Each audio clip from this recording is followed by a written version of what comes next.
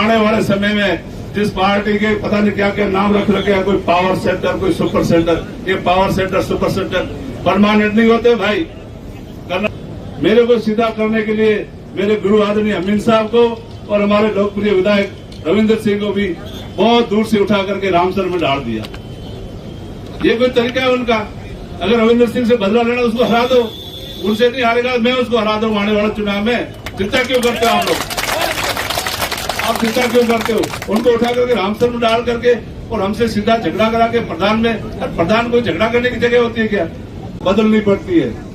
तो पंचायत राज का पुनर्गठन लोगों की सुविधाओं के लिए होता है। पहली लाइन ही उसमें ये लिखी जाती है, जनता की सुविधाओं को और सत्ता का विकेंद्रीकरण करने के लिए नई पंचायतों का या नगर पालिकाओं का गठन किया जाता है। लेकिन ये जो काम हो रहा है एकदम उल्टा काम हो रहा है। हमारे यहाँ नेताजी ने अपने दादाजी के नाम से पंचायत बना दी, अपने संबंधी और सगा के नाम से पंचायत बना दी, जहाँ पर एक भी घर नहीं है, एक भी ढाणी नहीं है और एक भी ऐसा नहीं। और सैकड़ों साल वक्त सेटलमेंट के वक्त के जो गांव बने हुए उन गांवों को उन्होंने छोड़ दिया। उसमें कई और भी गलत काम किए। ऐसे अधिकारियों के भी नाम से, अधिकारियों के नाम से जितने रिश्तेदार थे उन सबकी पंचायतें बढ़ा दी गई। और उन पंचायतों को बढ़ाने के लिए हमारे बिजरार में एक सुकालिया गांव है जो बिजरार से सिर्फ जस्ट पास में है, सिर्फ आधा किलोमीटर दूर है। उनकी मस्जिद वही है, उनके कब्रिस्तान वही है, उनका मरना उठना पीटना वही है। उनको पहले बिजरार आना पड़ेगा, फिर धारासर जाना पड़ेगा और फिर जाके भीमाराम सुथार की ढाणे जाना पड़ता है। ये कोई तरीका हुआ भाई आपका? ये चीजें बड़ी गलत है और इस गलती को हम नहीं होने देंगे, ये आपको बताना चाहते हैं। दूसरा, लोगों को परेशान करने के लिए उदाहरण तो मेरे पास पूरा है, मेरे विधानसभा के सभी गांवों की मेरे पास जानकारी भी है। लेकिन एक और बात बताना चाहूंगा, मेरे को सीधा करने के लिए मेरे गुरु आदरणीय अमीन साहब को और हमारे लोकप्रिय विधायक रविंद्र सिंह को भी बहुत दूर से उठा करके रामसर में डाल दिया। ये कोई तरीका है उनका? अगर रविंद्र सिंह से बदला लेना उसको हरा दो, उनसे नहीं हारेगा मैं उसको हरा दूं आने वाले चुनाव में। चिंता क्यों करते हो आप लोग?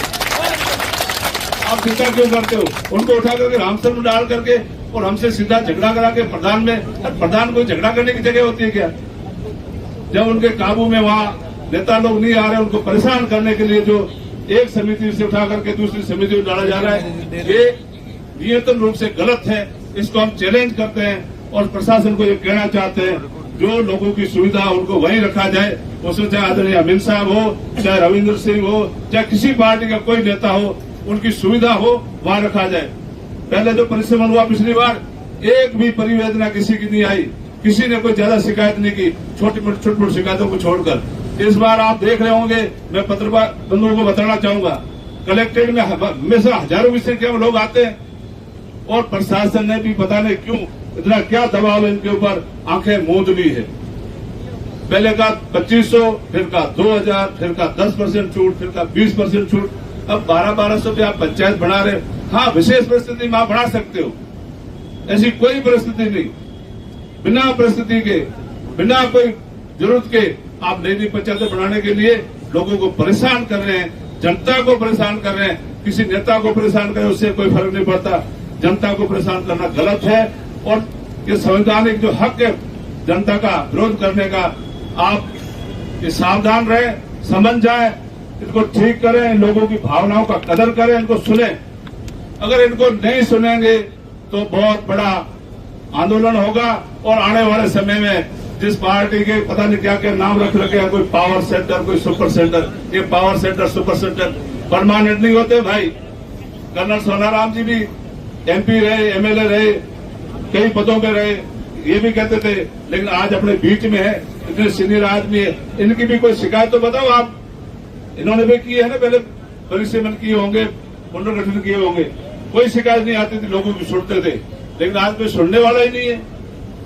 ये बड़ा गलत है। मैं आप सब साथियों को बताना चाहूंगा, अभी थोड़ी देर बाद में अपन ज्ञापन देने चलेंगे। ज्ञापन में आप शांति बढ़ा के रखें। आप जो भी ज्ञापन की कॉपी लेके आए हैं, या जिला कांग्रेस कमेटी के पदाधिकारी विराजमान है, इनको आप सभी कॉपियां दे दें। यहाँ कमेटी बना करके हम लोग अंदर जाएंगे, सभी बातों पर एक एक ज्ञापन पे चर्चा करके आपकी बात हम लोग रखेंगे। और उम्मीद है उम्मीद है यहाँ की कलेक्टर महोदया इंडिया की टॉपर आईएएस में से एक है, वो हमारी बात सुनेगी और न्याय करने की हम उनसे उम्मीद करते हैं। अगर न्याय नहीं करते उस पर देखेंगे। उन्हें आप इतनी भारी संख्या में पधारे, आप सबका बहुत बहुत धन्यवाद, शुक्रिया।